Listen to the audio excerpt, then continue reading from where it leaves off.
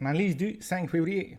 Bon, on peut voir qu'on a une divergence entre, si on prend le point le plus bas qu'on a eu récemment et le point le plus haut, et qu'on mesure les contrats ouverts récemment, c'est-à-dire qu'à partir de ce point-là et ce point-là, ben, on peut voir une divergence.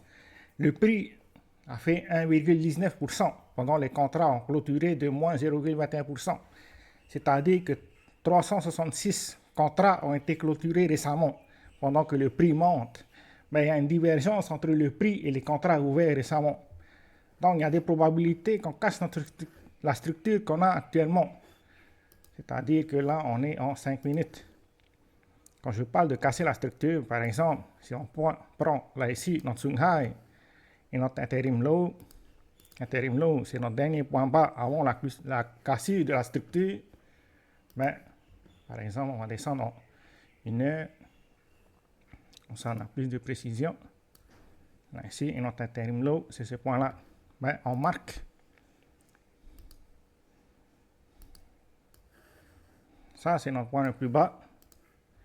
Et au-dessus, c'est ce niveau-là.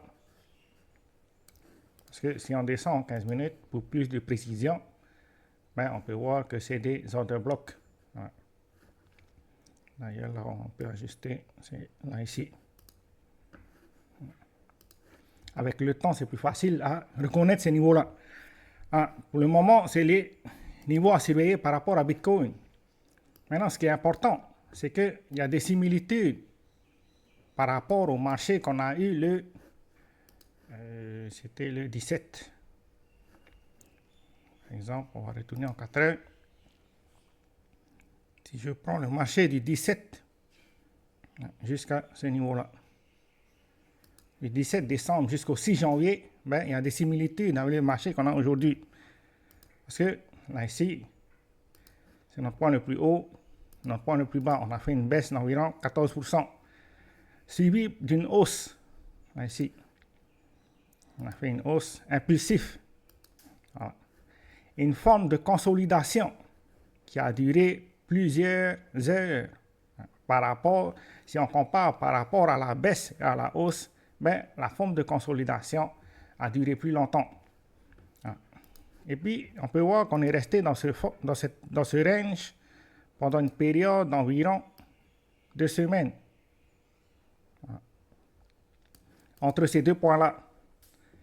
Mais, si on vient au scénario qu'on a actuellement, on se trouve dans des conditions similaires. C'est-à-dire que ça, c'est notre baisse qui a fait environ 14%, suivi d'une hausse impulsive. Et là, on a une forme de consolidation qui prend plus de temps à se dessiner. Donc, il y a des probabilités qu'on reste dans cette zone pendant environ 2 semaines. On va retirer d'abord tout ça. C'est-à-dire que pour le moment, comme on l'a vu, les contrats sont en divergence par rapport au prix. Donc, il y a des probabilités qu'on continue notre scénario baissier et qu'on vienne combler le gap pour venir toucher notre support, c'est-à-dire notre order block, avant de reprendre un scénario haussier. Probablement venir chercher cette zone et reprendre une structure haussière, c'est-à-dire qu'on casse notre order block qui est au-dessus. Il y a des probabilités de faire ce genre de scénario. Bien sûr, l'autre scénario possible, c'est qu'on vienne attraper la liquidité avant de prendre une structure haussière.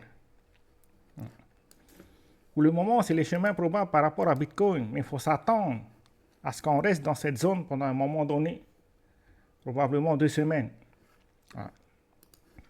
C'est pour ça qu'il vaut mieux attendre pour se positionner, il vaut mieux attendre qu'on arrive dans une zone de support ou bien dans une zone de résistance, comme ça s'est passé à ce niveau-là.